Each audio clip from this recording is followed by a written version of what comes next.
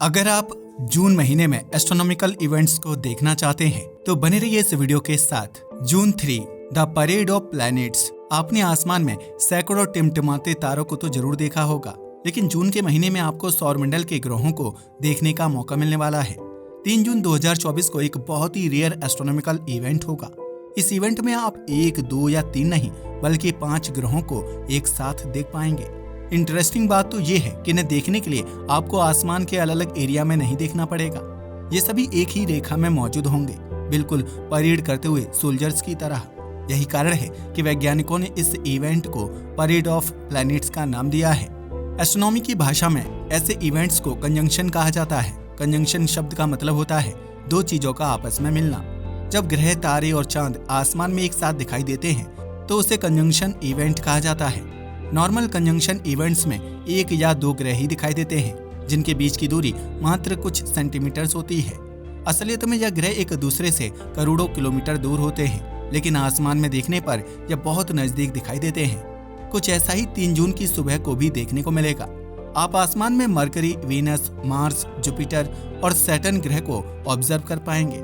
हैरानी वाली बात यह है कि इन्हें देखने के लिए आपको किसी भी टेलीस्कोप की जरूरत नहीं पड़ेगी, यानी बिना किसी इंस्ट्रूमेंट के भी आप इस पूरे इवेंट का मजा उठा पाएंगे। इसे देखने के लिए आपको सूर्योदय से पहले जागना पड़ेगा। वैसे तो यह ग्रह पूरी रात आसमान में विजुअल होंगे, लेकिन इन्हें एक लाइन में देखने के लिए 3 से 5 बजे का समय बेस्ट होगा। इस परेड ऑफ प्लैनेट्स में नेपच्यून ग्रह भी शामिल होगा, लेकिन इस ज्यादा दूरी होने की वजह से उसे बिना टेलीस्कोप के नहीं देखा जा सकेगा। ओवरऑल अगर आप स्पेस और एस्ट्रोनॉमी में इंटरेस्ट रखते हैं तो यह इवेंट आपके लिए बहुत खास होने वाला है। ऐसे एस्ट्रोनॉमिकल इवेंट्स बहुत ही कम देखने को मिलते हैं, इसलिए इसे देखना मत भूलिएगा। वैसे आप किस ग्रह को देखने के लिए सबसे ज्यादा एक्साइटेड हैं? हमें नीचे कमेंट करके जरूर बताइएगा। जून 7 एरिएटेड्स मीटियोर शावर। प्लैनेट परेड देखने के मात्र 4 दिनों बाद आप एक बहुत ही एक्टिव मीटियोर शावर को ऑब्जर्व कर पाएंगे। एरिएटेड्स नाम का यह मीटियोर शावर मई से जुलाई महीने के बीच एक्टिव रहता है। वैज्ञानिकों के मुताबिक इस साल इसका सबसे एक्टिव टाइम 29 मई से 17 जून था। इन्हीं एक्टिव दिनों में से एक दिन ऐसा भी होता है जिस दिन मीटियोर्स दिखने की संभावना सबसे ज्यादा होती है। एस्ट्रोनॉमर्स के मुताबिक इस साल वह तारीख 7 जून 2024 है। 7 जून की शाम को आप बहुत सारे टूटते तारों को आसमान में देख पाएंगे। एरिएटेड्स एक बहुत बड़ा मीटियोर शावर होता है, जिस वजह से इसमें हर घंटे 60 से 200 मीटियोर्स दिखाई देते हैं। एक कंपैरिजन के लिए आपको बता दूं कि ज्यादातर मीटियोर शावर्स में मात्र 20-30 मीटियोर्स ही विजुअल होते हैं। ध्यान रखने वाली बात यह है कि इन्हें ऑब्जर्व करने के लिए एक ऐसे एरिया की जरूरत पड़ती है जहां लाइट पॉल्यूशन बहुत कम हो। अगर आप किसी ऐसे शहर में रहते हैं जहां एयर पॉल्यूशन और लाइट पॉल्यूशन बहुत ज्यादा है तो इन्हें देखना आपके लिए बहुत मुश्किल होगा। हालांकि एक टेलीस्कोप या बिनोक्यूलर्स का यूज करके आप इन्हें आसानी से देख पाएंगे। खैर, एरिएटेड्स को देखने का सबसे अच्छा समय शाम 7 बजे के बाद शुरू होगा। इससे पहले ये एक्टिव तो होंगे, लेकिन सूर्य की रोशनी की वजह से इन्हें देखना मुमकिन नहीं होगा। हर मीटियोर शावर किसी एस्टेरॉयड या कॉमेट की वजह से ओरिजिनेट होता है। एरिएटेड्स के साथ भी कुछ ऐसा ही है। वैज्ञानिकों के मुताबिक एरिएटेड्स 1566 इकरस नाम के एस्टेरॉयड से क्रिएट होते हैं। जब इस एस्टेरॉयड की धूल पृथ्वी के वायुमंडल में घुसती है तो तापमान ज्यादा होने की वजह से वह चमकने लगती है। उसी चमक को आम भाषा में टूटता हुआ तारा कहा जाता है। कई बार यह धूल विशाल पत्थरों के साइज की होती है, जिनकी चमक से पूरा आसमान जगमगा उठता है। हाल ही में पुर्तगाल में एक ऐसे ही मीटियोर को ऑब्जर्व किया गया था।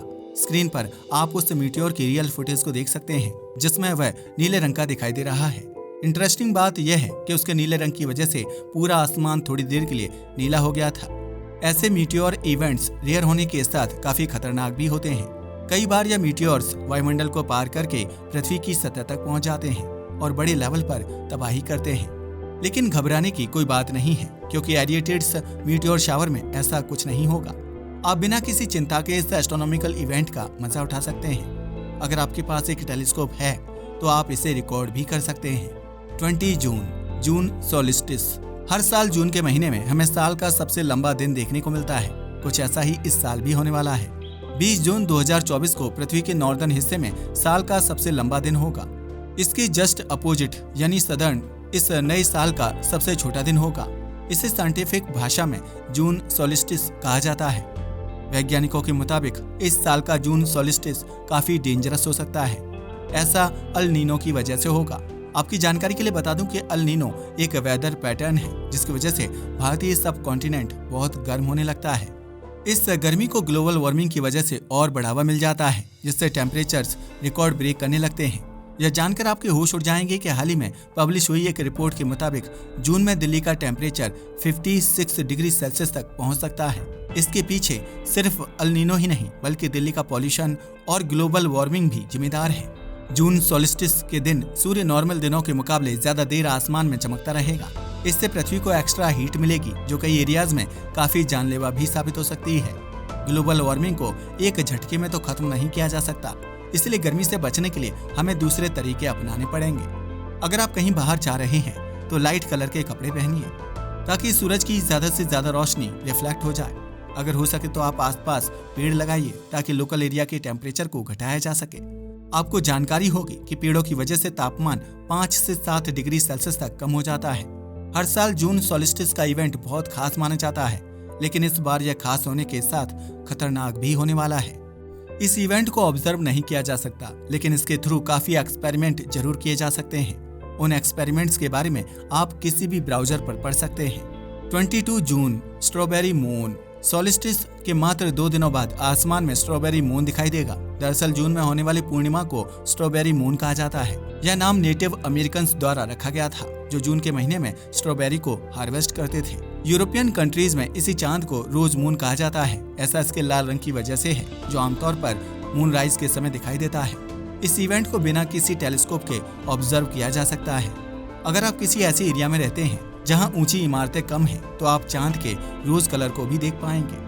किसी टेलीस्कोप या बिनोक्यूलर्स का इस्तेमाल करने से आप चांद के गड्ढों को भी क्लियरली देख पाएंगे। सिर्फ इतना ही नहीं, अपने स्मार्टफोन के कैमरे के जरिए आप उसकी तस्वीरें भी कैप्चर कर पाएंगे।